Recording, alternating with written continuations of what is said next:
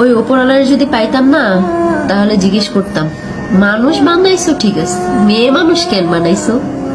হ্যাঁ, মেয়ে মানুষ বানানোর কি দরকার ছিল? মেয়ে মানুষ আসলেই একটা জিনিস তুমি বানাইছো ওপরওয়ালা, যার সাথে হাজারটা অন্যায় করা যায়, যারে ফুটবলের মতো লাথানো যায়, কোনো কিছু বলার কিছু নেই। মানুষ তো এমনও বলে যে মেয়ে মানুষ জন্ম নিলে নাকি মাটি কাইপা ওঠে, যে মেয়ে মানুষ জন্ম নিচ্ছে মাটিতেও নাকি ভয় পায়।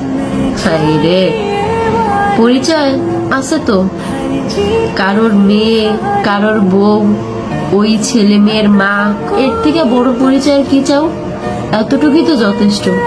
তারপরেও যদি কেউ পরিচয় বানাইতে যায়, তাহলে সমাজের মানুষ কি বলে জানেন? ওই মেয়ে মানুষের সাথে মিশো না, ওই মেয়ে মানুষ ভালো না, রাত বিরতে বেরোয়, চাকরি করে। মেয়ে মানুষকে চাকরি করা মানায়? নিজের পরিচয় করব, মেয়ে মানুষের পরিচয় তো একটাই, হে হইলো কারো বউ, কারো মা। এর থেকে বড় পরিচয় মেয়ে মানুষের হইতে পারে?